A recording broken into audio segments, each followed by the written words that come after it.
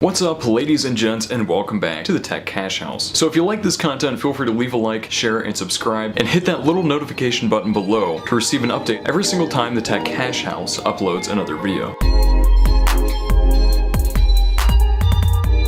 Behind closed doors, G7 central banks are sluggish traders that buy and sell the same foreign currencies, marketable securities, special drawing rights, and gold day in and day out. Central bank traders follow the investment policy enforced by the executive committees with specific asset allocation targets.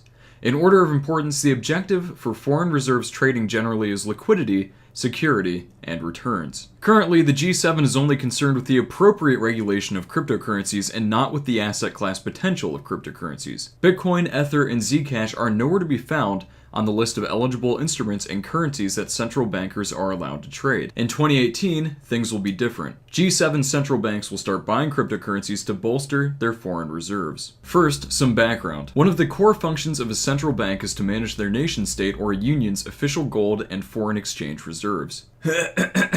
Reserves are integral to ensuring that a nation-state can service its foreign exchange liabilities and maintain confidence in its monetary and exchange rate policies. Overall, the foreign stability that comes from hoarding gold and foreign reserves has historically protected the economic well-being of citizens in the event of external shocks. Gold is commonly held because it is used as protection against black swan economic events. It can be used as a buffer against calamity because of its high liquidity, currency attributes, and its diversification benefits. Foreign exchange is also highly liquid and has diversification benefits compared to a central bank's own currency. Foreign exchange is mainly accumulated through buying a foreign exchange in the spot market, conducting money market swaps and foreign exchange for investing in domestic liquidity management and term and call deposit accounts with foreign banks. So, on the topic of interconnectedness, the G7 countries are interconnected through a lattice of political, financial, and trade agreements. This club of countries hold massive reserves of each other's currencies, called foreign exchange reserves. Most of these countries also hold vast warehouses of gold reserves. Canada is the exception, as they recently liquidated all of their gold. The G7 central banks normally also hold special drawing rights and marketable securities denominated in foreign currencies like government bonds, corporate bonds, treasury bills, corporate equities, and foreign currency loans. The SDR needs special mention. It is an international reserve asset created by the International Monetary Fund, or IMF, to supplement its member countries' official reserves. The SDR's value is based on 5 major currencies. The basket includes the US dollar, the euro, the Chinese renminbi, Japanese yen, and British pound sterling. The Chinese RMB has only recently,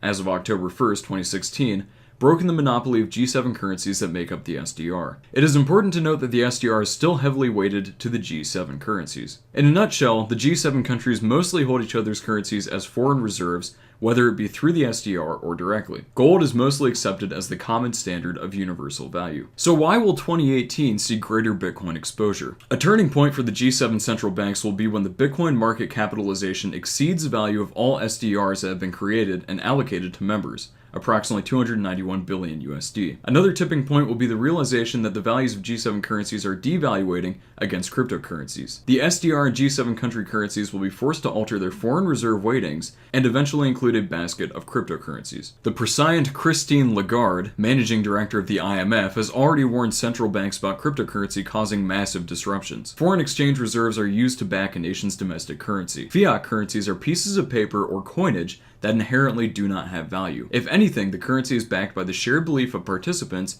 in a country's currency scheme. When a central bank from a G7 country like Japan purchases foreign exchange reserves of the United States dollar, the shared belief of the US dollar advertently becomes shared with the Japanese people. In 2018, G7 central banks will witness Bitcoin and other cryptocurrencies becoming the biggest international currency by market capitalization. This event, together with the global nature of cryptocurrencies with 24/7 trading access, will make it intuitive to own cryptocurrencies as they become a de facto investment as part of a central bank's investment trench. Cryptocurrencies will also fulfill a new requirement as digital gold. Furthermore, foreign reserves are used to facilitate international trade. This means holding reserves in a trading partner's currency makes trading simpler. In 2018, cryptocurrencies like Bitcoin will be utilized for international trade on a moderate basis because the high returns as an investment will encourage a hold strategy for G7 countries. Foreign reserves are also used as a monetary policy tool.